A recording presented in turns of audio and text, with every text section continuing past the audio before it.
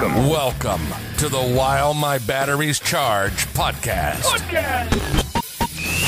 Join us as we talk about all things radio controlled.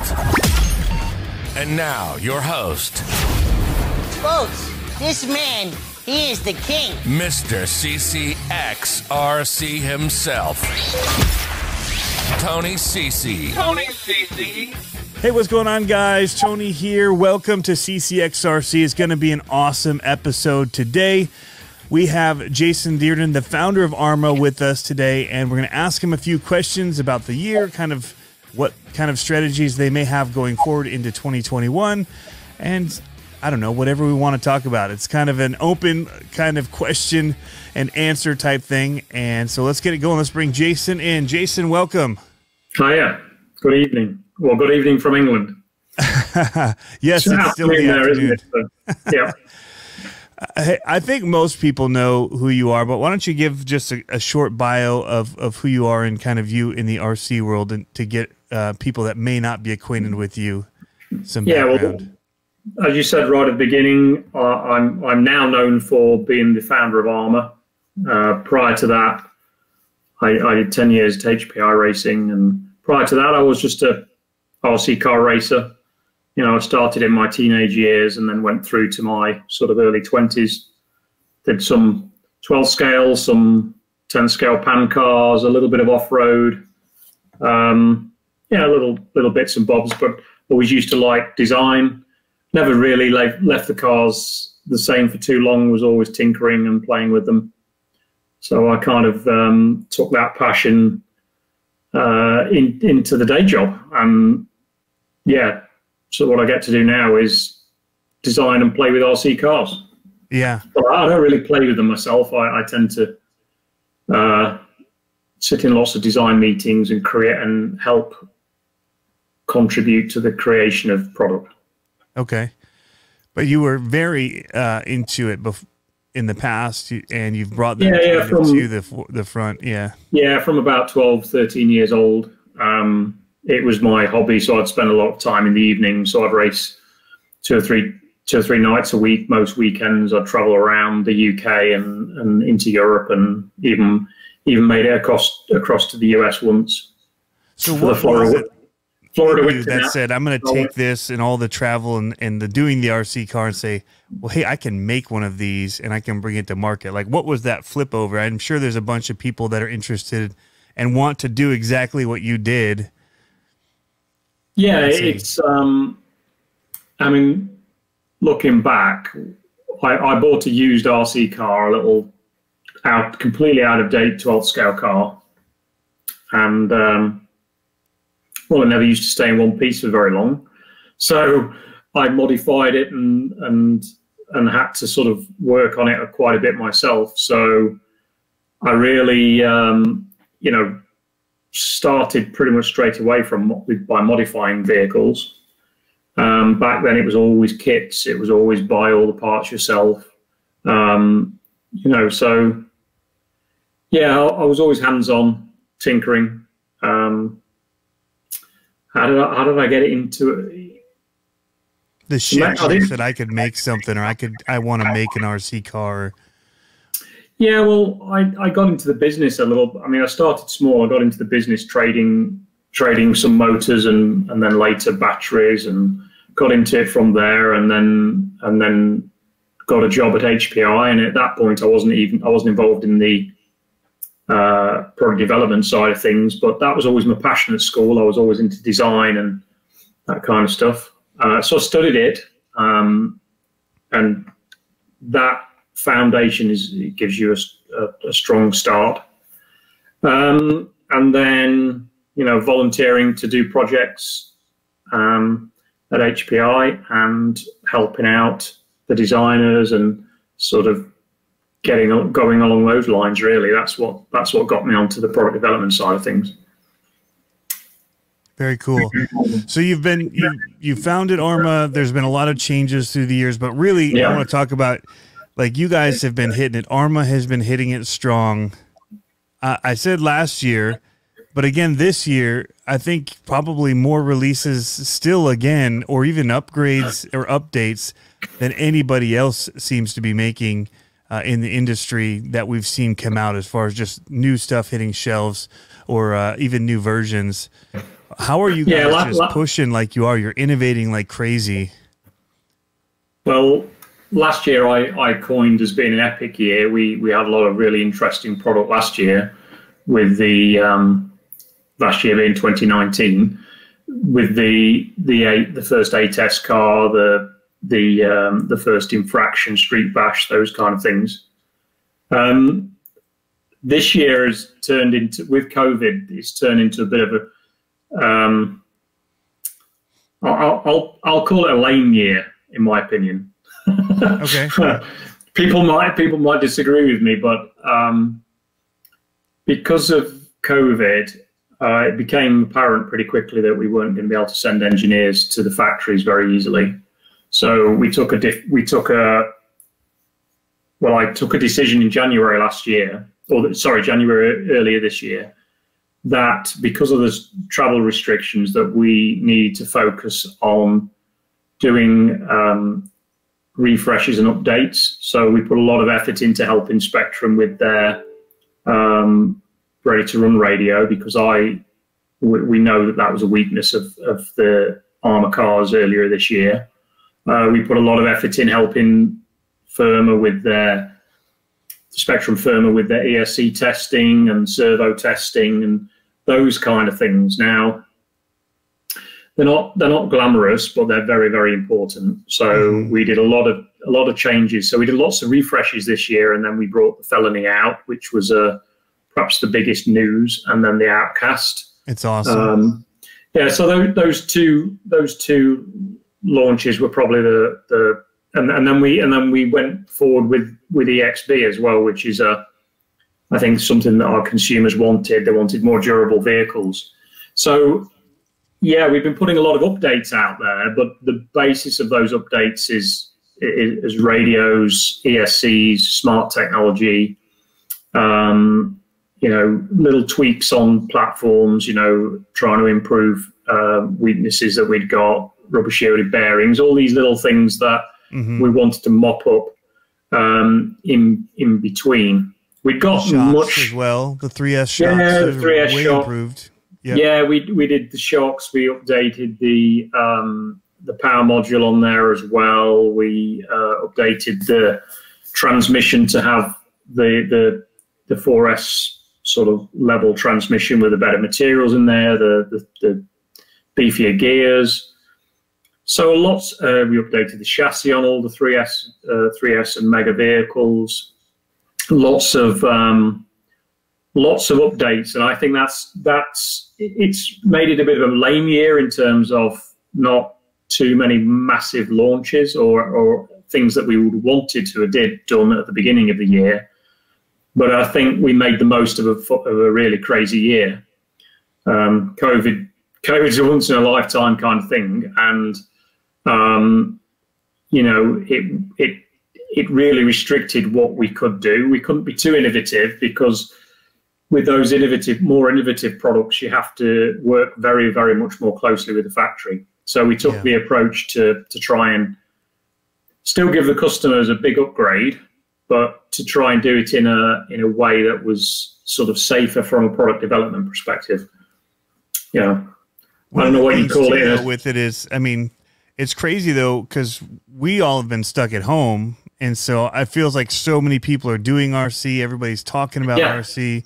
Yeah. It's hard to get stuff, I'm sure, even just keeping the old products and the parts on the shelves, because people are just buying stuff up. It's been a crazy year in that respect. We all thought that, well, nobody knew what was going to happen with COVID. So when it came to Europe and then quickly went to America as well, everybody's like, oh, what's going to happen? And the factories in China were a little bit slow to start back up again after Chinese New Year, which is February. Then they had all sorts of travel restrictions, so they couldn't get enough staff back in the factories. Because what happens in China is they all go home for Chinese New Year, and then they rehire all their workers in late February, early March. They couldn't get the workers. There was lots of travel restrictions, lots of transport restrictions. So, and we were doing record sales earlier in the year, and that produces record parts demand as well. So we were air freighting everything in already in November, December, this time last year, and then we went into the new year, early 2020, before COVID really took off, and we were trying our best to keep up. Then there was the delays in China that made things a little bit tricky. And then what became apparent pretty quickly is under COVID, with the stay-at-home orders, lockdowns, call it what you will, whatever terminology you use in your part of the world, right. It became very clear that tons of people were just getting back into RC or going and doing their project cars. They got more time to do those kind of things, and the demand for RC and surface in particular just went crazy. And ARRMA was already on a pretty good trajectory end of 19 and going into 20, and it just carried on. I mean, we didn't launch anything new for the first half of the year, but we were hitting record sales. And the demand for parts was phenomenal because people were going and refreshing their cars, and I can imagine people just sort of tinkering away with the cars that they'd got in their workshops, and that was required. We were struggling to keep parts in stock. So that sort of February to May was really challenging for parts. Then we sort of got parts back on track a little bit, but there's a 4-month lead time with these vehicles. There's a sort of 3-month production time and then a 1 to 6 weeks shipping time.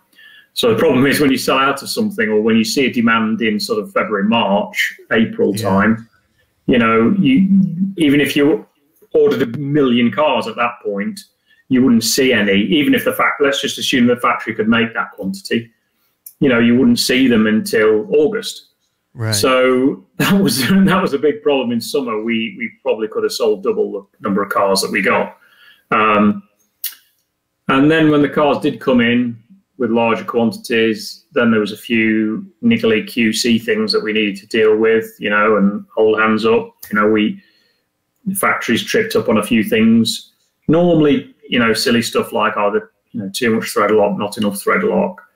There was a shim thing on the first batch of EXB Craytons, but just little niggly annoyances. Yeah. And let's talk about that. Let's stop and talk about that for a second, because that brings up something that I kind of respect you a lot about. And you mentioned too the first. Cheers. I just have Coke Zero. Cheers. This is no alcohol because I don't want to talk too much. You see, so if I started getting some strong check here, I might say something I shouldn't do. Right. So the Spectrum controller thing, the STX2 was something that people just beat you up on hard online. Then you had the little thing with the EXB, I guess was the rear diff. People were constant like, what's going on with it. But I respect that you're in the forums, you're in there taking the beating, and I know it's tough. I mean, I just do video stuff, and people give me a hard enough time about, whether I said something was tough and they say it's not, or, whatever, and they give me grief over it. But, I mean, you took a bit of a pounding on some of that stuff. I know the radio for sure. But you guys roll out updates better than anybody. It's like you're listening to people. You're actually actively doing something about it. It may not be as fast as they want it to because, like you said, there's lead times, there's all this stuff that's involved with testing. But kind of what is it that makes you go in and take that kind of a beating, I guess, it's at times in the forum, and, you're as, the founder of ARRMA right there in the middle of it, talking with people and engaging. Well, why shouldn't I? I mean, this is a passion for people.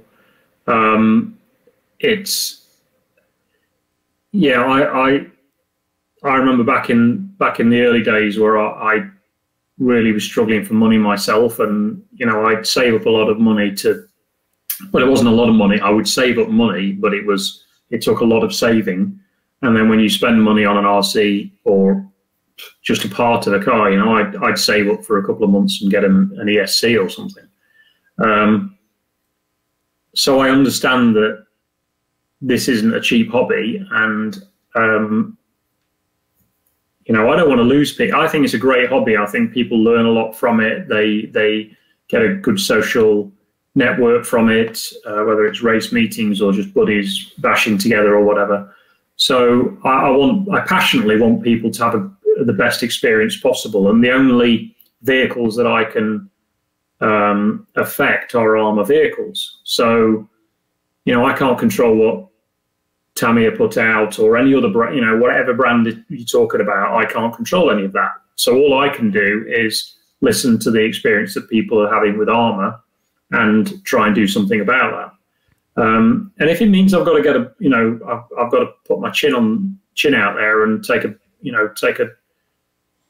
beating once in a while, then, well, you've got to do that, because that's how you learn, that's how you listen, that's how you understand what people are frustrated about. And then you take that back and you try and fix it. And to your point, it's 4 months just to order a known finished product.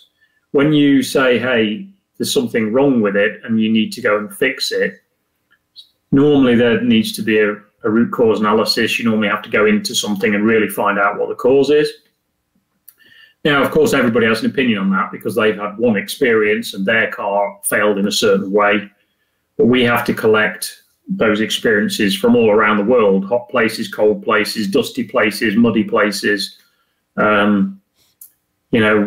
We have people like driving around in skate parks where it's sort of really difficult on a vehicle in one way, and we've got other people driving around in the desert.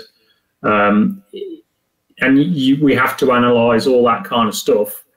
Design, sometimes it's just a QC issue, like the shims in the EXB diff. The design was good, but the factory struggled to keep to those tolerances. So sometimes it's just controlling something. Sometimes it's designing a better solution. So we put ribs on the chassis of the 6S vehicles. We've beefed up the braces.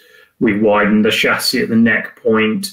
The 8S cars. 6S, right? They're the 6S cars. Yep. Yeah, and there was a few hairline cracks appearing on certain stress raising points on the 3S chassis.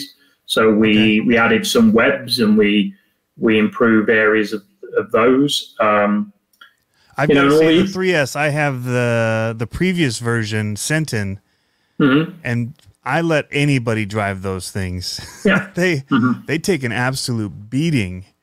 And the new ones are just even stronger because we've upgraded the gears. We've got shielded bearings. There was about 5 different places on the chassis where, studying what goes on, to your point, going on the forums, watching where people, people post, people post on forums and they've got the car in 2 pieces because they've just kept bashing it and bashing it and bashing it. Yeah. They probably didn't see that there was a crack starting somewhere, and they just keep going until it... Just go for it, yeah. Until it's in 2 pieces. But then what I'm doing is I'm zooming in on the photograph and I'm seeing where the crack starts and finishes, and then we run analysis and we check what could be causing that, and then we often go into meetings and we're looking at what the root cause of those kind of things could be. If we have to design a better solution, sometimes it's designing a better solution that the factory can more consistently deliver. So it's like I've said in other interviews, there's a lot of boring engineering going on. Yeah. But that's... and then you've also got to deal with, now you could engineer something to the T, the best thing ever, but you have to do it where it can also be manufactured and they can handle that in the manufacturing process. Yeah, exactly. Yeah, exactly. So you've got to imagine it's being built on a production line. Every step is a different pair of hands normally. So you haven't got, anybody can. AMG have one person to build their engines. That's the Mercedes AMG. But when you put a Ford down a production line, you've got to, or any Volkswagen or a Ford or a Chevy or anything like that down a production line, or an ARRMA down a production line. You've got many hands, you've got many shifts, you've got many people, and you've got to make it as simple as possible. You've got to control that, and you've got to give clear instructions to the factory, and all those kind of things have to happen before the 4-month lead time, before the 4-month delivery lead time. So when somebody says, "Oh yeah, they made the thing I wanted," and they posted it 6 weeks earlier, we were working on that 6 to 10 months before. Right. So yeah, I mean, it's nice that we delivered on something that they wanted. And that's credit to my guys for spotting what the consumers which direction the market's going in, and then we've got to work that solution, engineer it, pass that information onto the factory so that they can make it, test it, and go through that whole process. So there's a lot of boring engineering going in, and that's my background. I did engineering qualifications, management qualifications, but I love design, and design is the thing that really excites me. And then to be able to add that to RC cars, which was my hobby from when I was sort of 12, 13 years old, it's just it's just a dream come true. And just to go on the forums and get a bloody nose every now and again because somebody's rightly pissed off that something's gone wrong with their vehicle. I mean, you get to somebody's, it's in 2 pieces and I only ran it at 5 miles an hour. I never jumped it. And okay, you sort of, you smile at those kind of ones, but then there's people that you realise that there's a genuine issue, and then you just got to take it on the chin and do something about it. Yeah. I would say everyone that tells me that they just run theirs on cement and whatever, and that's hard on stuff though, it's different thing. Yeah, I mean, forgiving. If you're traction can be high on those kind of surfaces. The dust is fine; it gets into different places. It's different. And then you've got mud. Mud will throw onto a car, and it comes after one battery pack, it weighs double what it did right. a little bit earlier. Usually. And then people put these super heavy wheel and tire packages on they'll buy a car and they'll put this wheel and tire package on that's double the weight of the one that's on the RTR, and then suddenly they're the big ones like the 8S's, man. The wheels are we take built tough seriously. We try and make them as tough as we can. Which is, you guys are almost like professional problem solvers, it sounds like.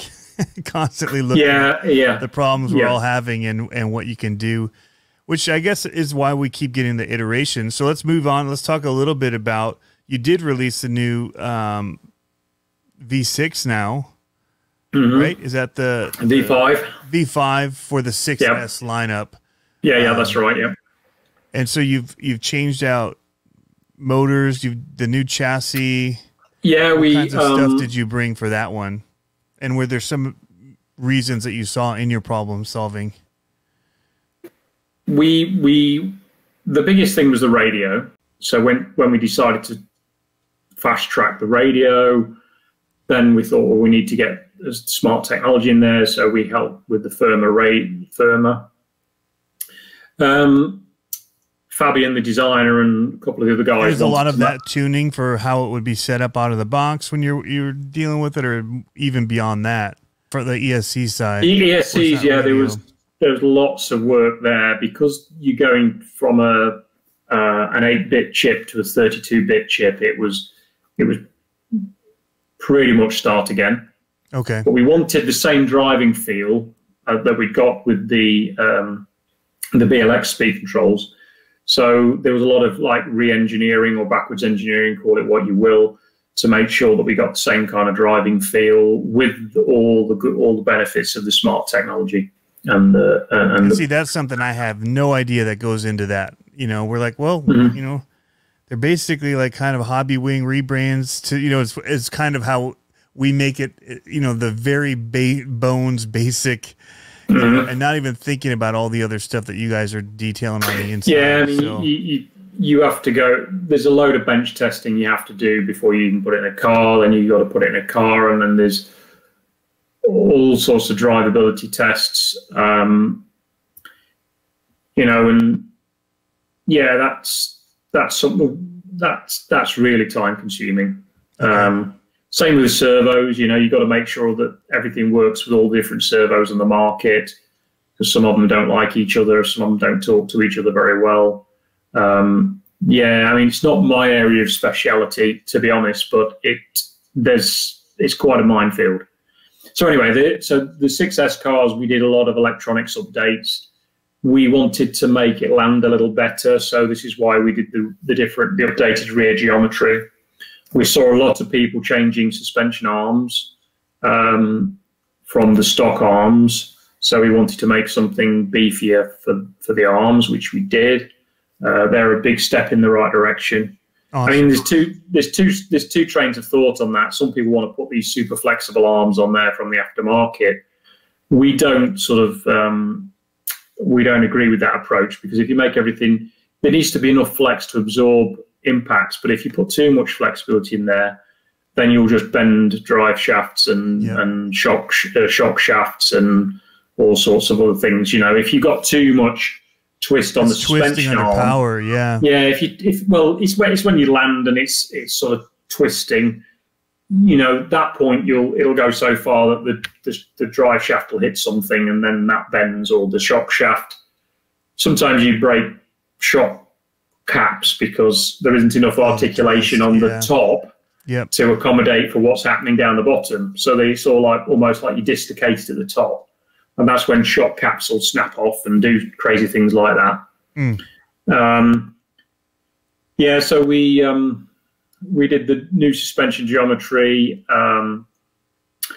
We had a batch of on the V4s. We had a batch of braces that we don't think were quite up to scratch, which I think was sort of making a few people have too many problems. So we really went to town on the QC on the braces. We widened up the chassis. We finally got the price right on the rubber shielded bearings, because that was a price problem previous to that. So we were able to put those in there without a penalty. Yeah, that kind of stuff. And then on top of that, you released EXB versions. Like, what was the driving factor behind that? I know that a lot of people buy stuff and they just immediately, you'll see the electronics hit the, you know, eBay or whatever. But what else was a driving factor behind the EXB?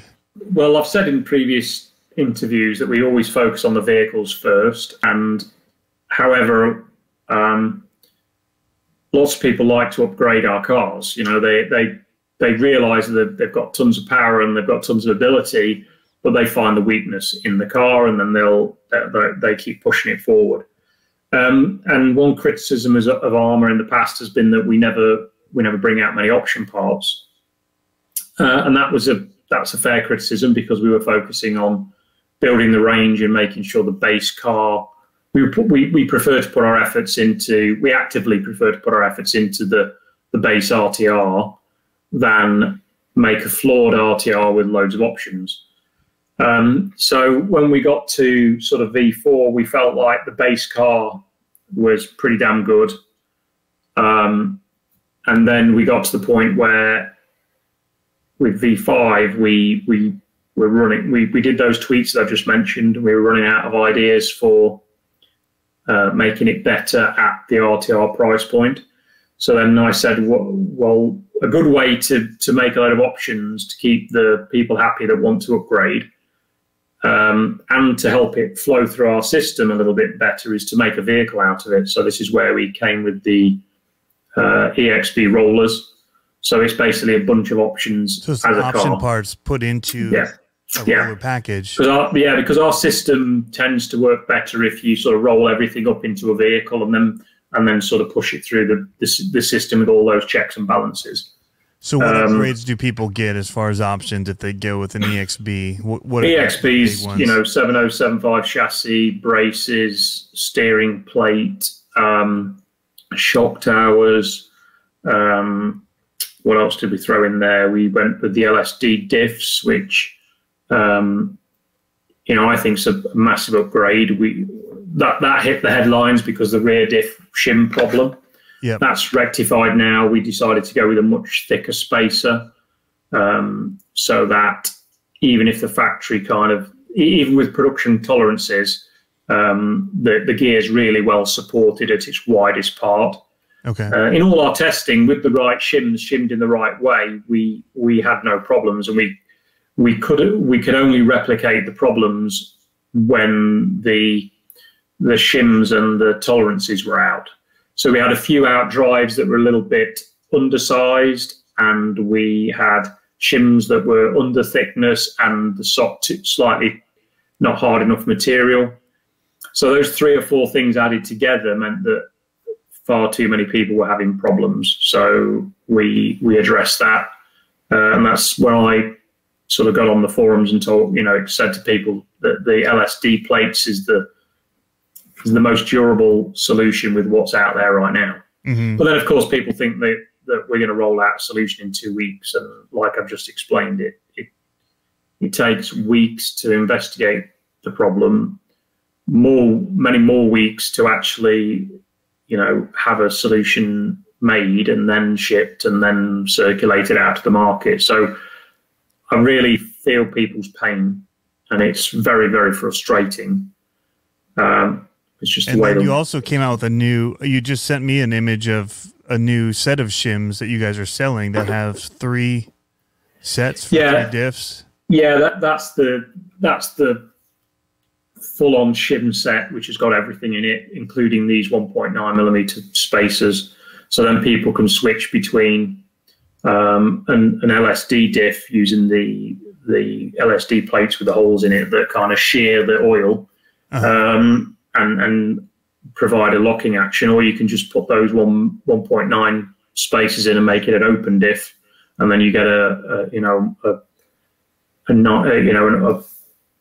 completely different diff action, and that helps in certain circumstances. So yeah, people generally prefer an LSD in the middle and the front, and then the rear. I mean, most of the guys at the office, they prefer LSD in the middle and the front and an open diff, or a ×1 LSD in the rear. Okay. So the ×1 is what we ship with the Kraton now, and the Mojave. Okay. In the rear, and then the LSDs in the middle and the front. And you had said in one of the interviews that I'd watched that the Mojave was your favorite ARRMA. Is that still currently the top for you, or? Yeah, still a fond one of my favorites. Yeah, it changes. I mean, I can't tell you about the things that I'm most in favor of at the moment because they're not on the market yet. But yeah, there's some cool stuff coming. But of what's on the market, to be honest, is 2021 not going to be a lame year then? No, 21's going to be another epic year, I think. Okay. It's going to be a lot more exciting than 2020. Because we've got all those. So 2020, you made the best of it because the felony is amazing. Cool, isn't it? It's super cool. And then I traded away my infraction for a pipe for my 5T when I was racing, and I regretted it from day one. But then they were sold out everywhere because everybody was buying them. So when I finally, we've not been able to keep those in stock since we launched the first one. Yeah, because we keep ordering a ton more, and I'm in these meetings, so I'm holding my hand up. I'm not blaming anybody because we're thinking, well, it's coming to the winter months. It's got to slow down a bit now. So we're a little bit more sensible on the orders, and they come in and they sell out, and then it's like, oh crikey, and you're that 4 months behind again. Yeah, and then because your balls are on the block if you buy too much stock as well. So it's two things. You don't want to. It's kind of, you got like that Nintendo thing where a little bit, you get a little bit of almost talking in word because of being sold out. But yeah, I remember when I got that first infraction, I was one of the lucky people. I just happened to go to the Horizon Fest. Yeah, I remember you coming back with it. And it just blew my mind. So I have the version 2. Like as soon as they came out, I'm like, I got to get into that again. And the handbrake is one of the cool. What made you guys come up with the idea for a handbrake in that? It's already epic. The handbrake would be cool. That was designed from the beginning, you know. Oh, really? Yeah. It's epic. Like, I have one to install in my Felony. After I drove it, I'm like, yeah, nope, that's got to go in the Felony too because that's wicked. Yeah. Well, that little recess in the chassis was from, you saw that on the V1, and that was that was ready for the rear handbrake. Because I said to the guys, I mean, I've said before and I'll say again, you know, the guys I said, we've got to make on-road cool. We can't just make an on-road car. So as I've said in previous times, is we need the ride height, we need the suspension travel, we need the stability, we need tyres that really do their job, because an on-road car that's scraping its belly on the floor and jumping around on the odd little stone here and there, that's got cardboard tyres that jam if you get any stones inside them. Yeah, there's none that would work on a road unless you cleared it. Like you had to have the ideal running. When you go around on dirt, oval, man. Yeah, you were going around on the dirt oval, weren't you? All the time, yeah. Yeah. Try and get I did the Felony on the dirt oval. It's the most fun thing ever on an oval like that because it just drifts the whole way around. We had the prototype cars going around a grass field. So like in the summer where it's really dry and it's all baked and the grass has gone that brown colour. It's just tearing up, yeah. And because it's all dry, you drift it round the football field, soccer field in America.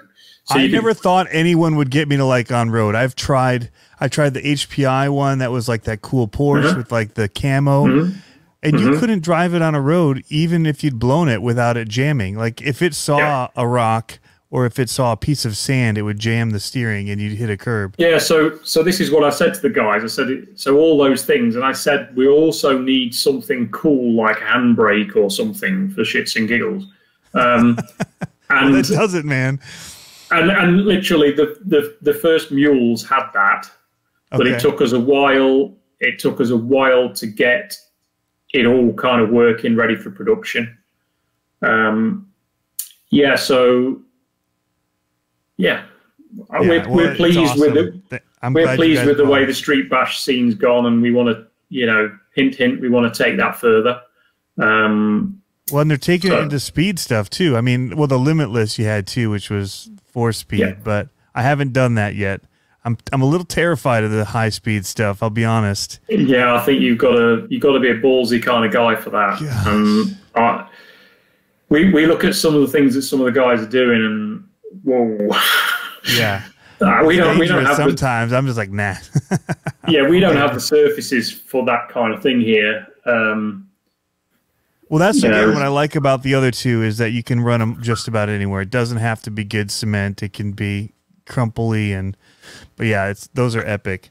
And you can jump them a little bit as well. And I jumped mine. The Felony got some good abuse. That was also in the design brief. It was kind of like you've got to be able to, the speed humps that you see. You got to be able to jump over those. They shouldn't cause a problem. Jump off curbs, those kind of things. That was all part of the discussion. It was all kind of like, guys, if it doesn't do all these things, we're not putting it out. Yeah. Well, it doesn't. I mean, I was jumping the little curbs. We were having a blast with it. So 2021, it sounds like you've got some cool stuff. How are you guys moving into like getting out of all of this COVID stuff and moving forward? Well, we had quite a few things lined up for this year that I basically put a stop on because we couldn't, like I said earlier, we couldn't get to China to hold the factory's hand on things, and it would have taken too long. So we've got a little bit of backlog to sort of get out there. As with ARRMA, we tend to do things in kind of an evolutionary way.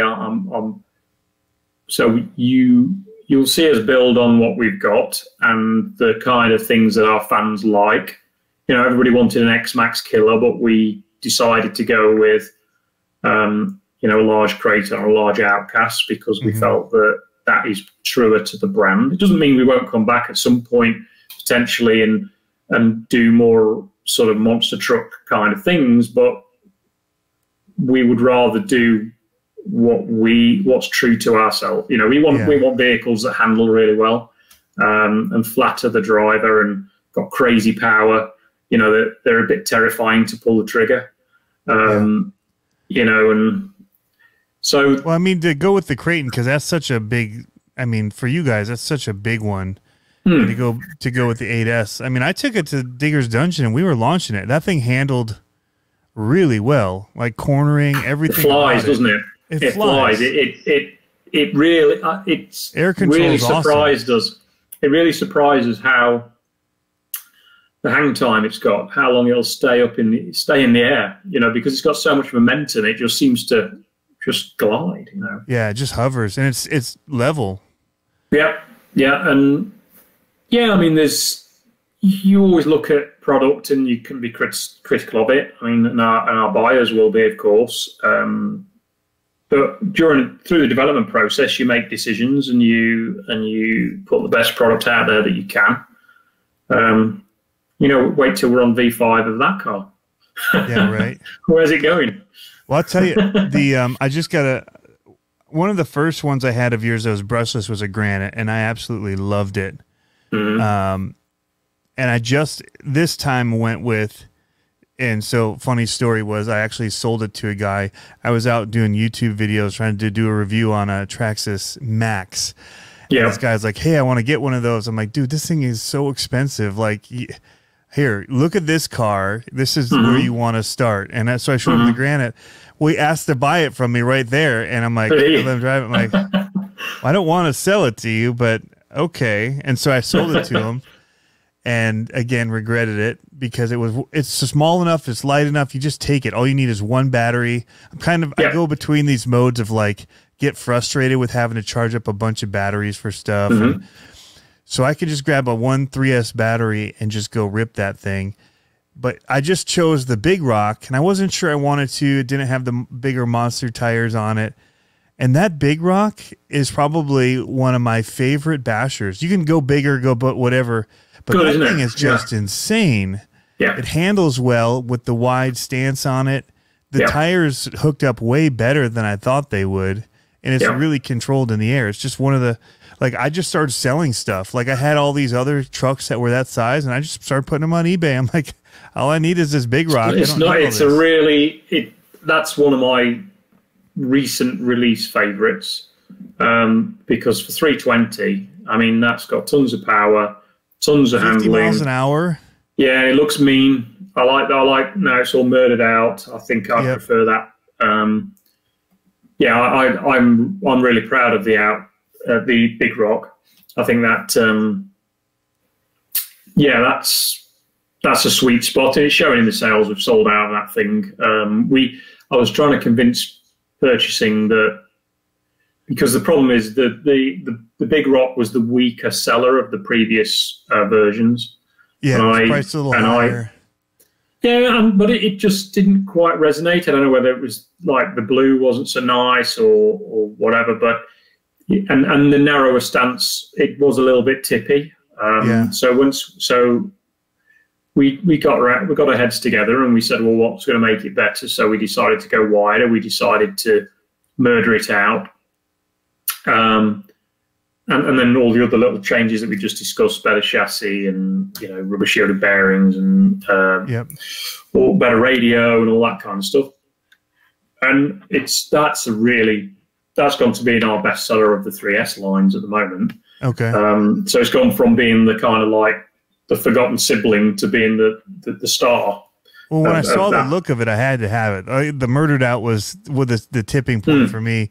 But the width, I honestly was a little leery of the extra width in the arms, worrying about breaking. And we have beat it up, and we haven't broke a thing on it. Yeah. Well, now you said that, you'll break it, but I know. Knock on wood. Anything I say is the toughest ever. I always then just go through like multiple break videos, and people call me out on it. But I'm really pleased with that platform. I think the 3S platform should do better, really. I mean, I think lots of ARRMA fans look down the nose at it a little bit and say, oh, you've got to have a 6S, you know. And then the same people will say, oh, yeah, but if you go too hard with it, you'll bend the chassis. It's like, well, they're heavier. There's a lot of things. You got to pay more for batteries. And for anybody that's just starting, it's easy for me to say. In fact, I just had somebody, and they went up there and bought it. I said, go look at the ARRMA 3S line. If they want a truck, there's the Senton. If not, if they want more monster truck, go with the Big Rock or the Granite, one of those two. Yeah. And they actually went up there. The hobby shop just told me, hey, somebody you know just came up here, and they bought them for their kids. But because you can get into batteries and stuff, it's just way cheaper to deal with one single battery. Yeah, and now on the mega brush that we put the brushless ready transmission in the front and the rear. I mean, you probably, depending on how wild you go with the system, if you went with the 2S system, the spur gear is probably okay, and the slipper's probably okay from the Mega. But if you're going to go to 3S, then you might need to update that as well. But which I just did. Helps that stepping stone from kind of like a $200 product up to, or is it $230 now? Is it? And that's for somebody who doesn't know if they're going to stick in the hobby, that's a good place to start. It is, and people ask me about that because I did the Typhon from the Mega, and I'm doing that build process. And actually, I did go up to 3S, 2S, and I melted the spur gear, but I bought the 32 pitch. I just it's easier to do mesh. Everything about 32 pitch for me is a little bit easier. So that's the next iteration. But they're like, well, why don't they just buy the 3S? I'm like, well, because you get everything ready to run. If you're new into the hobby and you see it with batteries and a charger and whatever, you may start there. And so, I mean, 230 with the batteries in the box. 230 with the batteries in the box is a good place for people to start. If you're buying a car for your kid or something, you've got the batteries in the charger already, and you've got a 3S battery kicking around, then the 3S is a great place to get going. You turn the transmitter down to 50%, and it's a good place to go. That was, as much as people hated that STX2, that was my favorite thing about it, was for my kids, I could slam it. Well, the new transmitter's got that as well, don't forget. Yep, I saw that. It is. I have it with the Big Rock. It actually feels really good. I like the new transmitter a lot. We did the CAD for it. Okay. You heard we signed off the ergonomics, and we did the CAD on that. So it's a great little controller, and I love. I did a video actually showing how you can bind to your tactic radio. If you're all in on tactic and you're just stuck on your tactic radio and that's all you want to run, I have a video that shows how you can bind to it. It's awesome. And then I bound back to the original one. And don't forget, on the 6S's now, they've got a dual protocol receiver. So, Yep, you can go to your DSMR.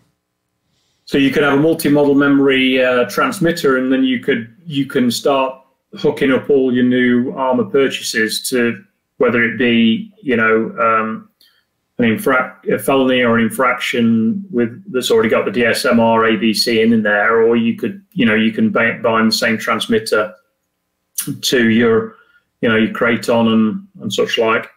So that's awesome. That's a good step in the right direction. So there's lots of those little things have happened this year. I call it a lame year, but it's a really, let's call it a foundation year, or a consolidation year, or whatever you want to call it. I mean, that's probably more accurate. Well, at least you were getting stuff out again, and as people were wanting stuff, and you were just getting it out. I do have one question. Speaking of getting it out, as I look over at my Creighton 4S. The 4S lineup has had like a pushed date to like, when I looked at it, I'm like, that's a typo to 2021. That was way back when, in June or whatever, and I looked at it. So what's going on with the 4S lineup? Well, we bought enough to keep us going through to the new model. Okay. And then COVID hit. And then we sold out before we got the new model ready. Okay. So there's going to be a major update on it in spring, sort of, I don't know if it's April or June now. It's it's been pushed back deep into 21, but that'll be a sizable update, and I think that will become a very important part of the range because, you know, the price point between the 6S and the 3S, you know, tons of power. Yeah, they're in testing right now, and they're very, very, very good. Awesome. I love my 4S Creighton. So we race monster trucks here, solid axle, whatever, and but we also have what we call like a 4x4 class, which is independent suspension. It can't have a slipper center, so everybody puts in a spool, where they lock it. That's just the rules they've had. You can't have a center diff then. No center diff in it. So, but everybody's running Creightons, man. Or Outcasts, whether it's the 6S Creightons. There's a lot of 6S Creightons now, but my 4S qualifies if I just tighten down the slipper. If I lock up the slipper, tighten it all the way down, then it qualifies to race as well. And it's awesome in that class because the tracks are only so big, drag race, whatever, basically, and 4S power is wicked in those. So it's plenty, particularly with that lightweight plastic platform. Yeah, and mine's that's really good. Yeah. So okay, you'll put your name down as soon as you see that announced. Put your name down for that because it's a big upgrade. All right, so you heard it here, guys. A big upgrade coming to the 4S lineup, a V2, hopefully 2021. Yep, it'll be spring, early summer time. Fingers crossed, unless we have a different pandemic that causes different problems. But yeah. Well, this has been fun. Thank you for coming on, taking the time. No worries. Hour out of your already busy day. You've put in a full day of work. It's now 9 p.m. there. That's why I'm having a beer. So evening there. It's what, 5 o'clock somewhere, they say, right? So yeah, it's 9 o'clock here. 10 past 9 at night. But Jason, thank you, man, for coming in. Thank you for what you do for the hobby. Thank you for being face forward, not hiding behind all the corporate walls and all that, and jumping right in with everybody.